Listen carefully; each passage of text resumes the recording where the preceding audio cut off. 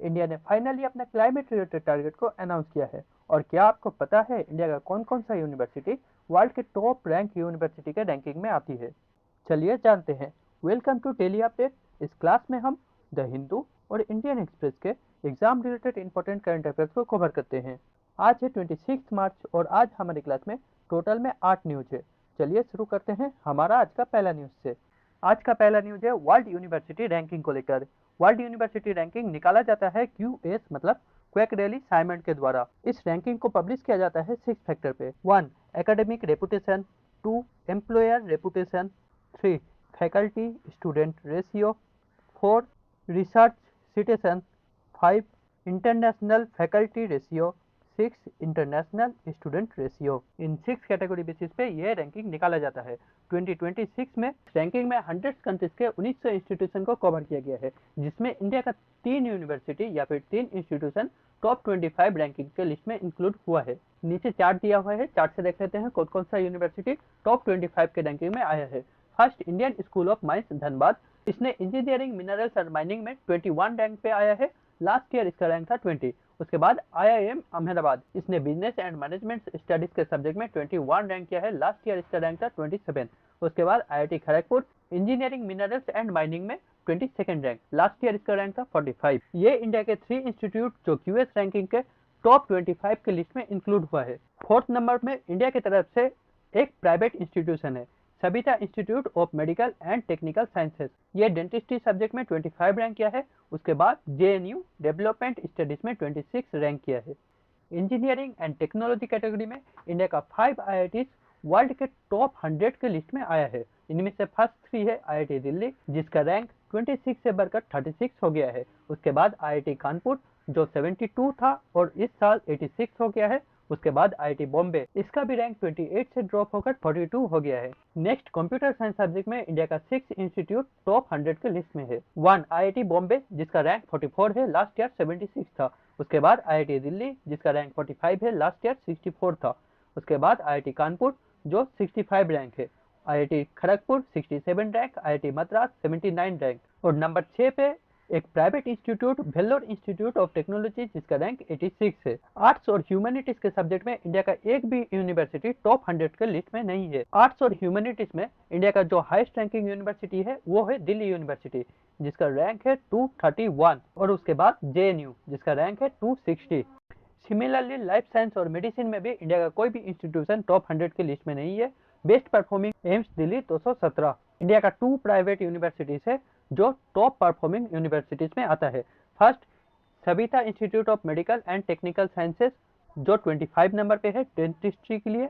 और second OP Jindal global university law के लिए 35 नंबर पे। इस साल क्यूएस रैंकिंग में इंडिया का 99 इंस्टीट्यूट इंक्लूड है, लास्ट ईयर 79 था। और इंडिया ग्लोबली 4th नंबर पे है आफ्टर USA, जिसके पास 228 यूनिवर्सिटी क्यूएस रैंकिंग पे है।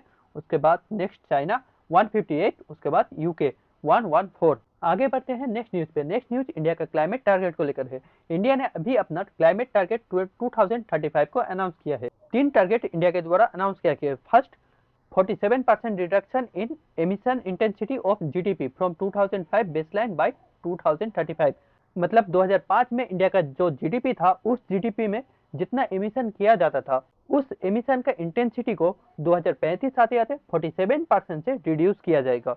सेकेंड 2035 तक में इंडिया अपना 60% एनर्जी नॉन फॉसिल फ्यूल मतलब रिन्यूएबल एनर्जी से प्रोड्यूस करेगा। एंड थर्ड, इंडिया का फॉरेस्ट का कार्बन एब्जॉर्ब करने का जो कैपेसिटी है उसको इंक्रीज करके 3.5 से लेकर 4 बिलियन टन कर दिया जाएगा। और ये भी बाय 2035 तक में किया जाएगा।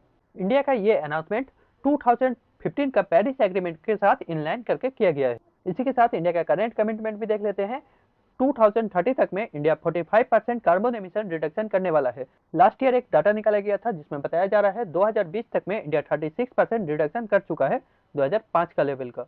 सेकेंड 2030 तक में इंडिया 50% इलेक्ट्रिसिटी जनरेट करेगा नॉन फॉसिल फ्यूल से। ये टारगेट अचीव हो गया है। फरवरी 2026 तक में इंडिया के पास नॉन फॉसिल फ्यूल से एनर्जी जनरेशन कैपेसिटी 52% है। 2030 तक में इंडिया 2.5 से लेकर 3 बिलियन कार्बन सिंक करने वाला है। As of 2019 India 1.97 billion ton carbon को सिंक कर चुका है।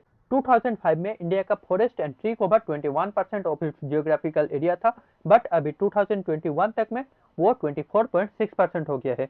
बट स्टिल जो नेशनल पॉलिसी गोल है वो 33% है, उससे अभी भी कम है। आगे बढ़ते हैं नेक्स्ट न्यूज पे। नेक्स्ट न्यूज गवर्नमेंट स्कीम को लेकर है। उड़ान स्कीम, उड़े देश का आम नागरिक। इस स्कीम को लॉन्च किया गया था 2016 में। इस स्कीम को लॉन्च किया गया था अनसर्व्ड और अंडरसर्व्ड एयरपोर्ट को कनेक्ट करने के लिए, रीजनल डेवलपमेंट को प्रमोट करने के लिए और साथ ही में सब्सिडाइज प्राइस पे फ्लाइट प्रोवाइड करने के लिए, और इसे निकाला गया था under ministry of civil aviation. Recently इस स्कीम का फेज 2 मतलब उड़ान 2.0 को लॉन्च किया गया है। यह लॉन्च किया गया है 10 साल के लिए और टोटल आउटले रखा गया है 28,840 करोड़, जिसके माध्यम से airport develop, maintain, operate, helipad develop, साथ ही में acquisition of India made aircraft किया जाएगा। इस स्कीम में 8 साल में 100 एयरपोर्ट को डेवलप किया जाएगा स्टेट गवर्नमेंट के साथ मिलकर। इसके लिए आउटले रखा गया है 12,159 करोड़। साथ ही में 8 साल में 200 मॉडर्न हेलीपैड भी डेवलप किया जाएगा 15 करोड़ ईच। टोटल आउटले रखा गया है 3,661 करोड़। आगे बढ़ते हैं नेक्स्ट न्यूज पे। नेक्स्ट न्यूज है इमिग्रेशन वीजा इशुएंस स्कीम को लेकर। यूनियन कैबिनेट के द्वारा अभी एक IVFRT मतलब immigration visa foreigners registration and tracking scheme को लॉन्च किया गया है। इसे 5 साल के लिए लॉन्च किया गया है और टोटल आउटले रखा गया है 1,800 करोड़। इस प्लेटफॉर्म के माध्यम से इमिग्रेशन, वीजा इशुएंस मतलब वीजा जारी करना, registration of foreigners in India, ये सबको इंटरलिंक किया जाएगा और फंक्शन को ऑप्टिमाइज किया जाएगा। ये प्लेटफॉर्म 100% कॉन्टैक्टलेस है, मतलब ऑनलाइन से ही किया जा सकता है और इस प्लेटफॉर्म में वीजा प्रोसेसिंग टाइम 91% फास्टर है और ई वीजा एप्लीकेशन 72 आवर्स के अंदर क्लियर हो जाता है। इस स्कीम को 2010 में लॉन्च किया गया था और इसका एम था to modernise and upgrade immigration and e visa services in secure and integrated way. इस स्कीम के अंदर 117 immigration post, 15 foreign regional registration office और 854 फॉरेनर रजिस्ट्रेशन ऑफिस को कवर किया गया है अक्रॉस द कंट्री। आगे बढ़ते हैं नेक्स्ट न्यूज पे। नेक्स्ट न्यूज है मिनिस्ट्री ऑफ होम अफेयर्स का एक डाटा को लेकर, जिसमें बताया जा रहा है चाइना और इंडिया के बॉर्डर एरिया में ITBP मतलब इंडो तिब्बतियन बॉर्डर पुलिस का पेट्रोलिंग को इंक्रीज कर दिया गया है। 2024-25 का एक एनुअल रिपोर्ट पब्लिश किया गया था, जिसमें बताया जा रहा है 24 अप्रैल से लेकर दिसंबर 24 तक में टोटल 4,500 O3 पेट्रोल कंडक्ट किया गया था ITBP के द्वारा। आगे बढ़ते हैं नेक्स्ट न्यूज पे। नेक्स्ट न्यूज ईरान और US को लेकर है। US ने अभी एक 15 पॉइंट प्रपोजल जारी किया है इस ईरान US वार को एंड करने के लिए। इसमें से कुछ मेन प्रपोजल देख लेते हैं। 1. एड्रेस सैंक्शन रिलीफ मतलब US ईरान को सैंक्शन में रिलीफ प्रोवाइड करेगा। 2. Roll back of Iran nuclear programme मतलब ईरान अपना न्यूक्लियर प्रोग्राम को बंद करेगा या फिर पॉज कर देगा। 3. Place limit on missile with Tehran मतलब तेहरान या फिर ईरान के पास जितना मिसाइल है उसमें एक लिमिट लगाएगा। 4. रीओपनिंग स्ट्रेट ऑफ हॉर्मुज जिसे ईरान ने अभी बंद कर रखा है। और 5. ईरान के द्वारा जो आर्म प्रोवाइड किया जाता है टेररिस्ट ग्रुप को जैसे कि हिजबुल्लाह या फिर हमास, उसे रेस्ट्रिक्ट करने को कहा जा रहा है। आगे बढ़ते हैं नेक्स्ट न्यूज पे। नेक्स्ट न्यूज है गुजरात को लेकर। गुजरात गवर्नमेंट ने अभी एक डिस्टर्ब एरिया को लेकर बिल पास किया है। बिल का नाम है Gujarat prohibition of transfer of immovable property and prohibition for protection of tenants from eviction from premises in the disturb area amendment bill 2026। ये बिल को लाया गया है minister of state Sanjay Singh Mahida के द्वारा। इस बिल को निकाला गया है prevent the transfer of immovable property from legal owner. आगे बढ़ते हैं हमारा आज का लास्ट न्यूज पे। हमारा आज का लास्ट न्यूज है IF को लेकर, इंडियन एयरफोर्स को लेकर। रिसेंटली इंडियन एयरफोर्स का सूर्य किरण एरोबेटिक टीम ने एक एयर शो डिस्प्ले किया है सैनिक स्कूल सुजनपुर टीरा ग्राउंड में, जो हमीरपुर हिमाचल प्रदेश में आता है। इस एयर शो में 9 एयरक्राफ्ट पार्टिसिपेट किया था और ये चंडीगढ़ एयरफोर्स स्टेशन से टुक ऑफ किया था। इसी के साथ हमारा आज का सारा न्यूज कवर हो गया है और यहाँ पर मैंने आज भी 3 क्वेश्चन ऐड किया है आज के ही करंट अफेयर्स के न्यूज से। ये रहा फर्स्ट क्वेश्चन, सेकंड क्वेश्चन और थर्ड क्वेश्चन। अब हम कल दिए गए क्वेश्चन के आंसर को देख लेते हैं। फर्स्ट क्वेश्चन है शेड्यूल कास्ट स्टेटस को लेकर कौन सा करेक्ट ऑप्शन है। Option 1 constitution schedule caste order 1950 में सिर्फ हिंदुइज्म को मानने वाले लोगों को ही शेड्यूल कास्ट कैटेगरी में इंक्लूड किया गया था, ये सही है। Second the ambit of 1950 order was expanded 1956 में, अमेंड कर 6 को इंक्लूड किया गया था। उसके बाद 1990 में अमेंड कर बुद्धिस्ट को भी इंक्लूड किया गया था, ये भी सही है। और थर्ड अगर कोई पर्सन अपना रिलीजियन क्रिश्चियनिटी या फिर इस्लाम में चेंज कर ले तो फिर भी उसका SC स्टेटस रहेगा, ये गलत है। तो इसका आंसर हो जाता है ए, ऑप्शन 1 एंड 2। देख लेते हैं एक बार।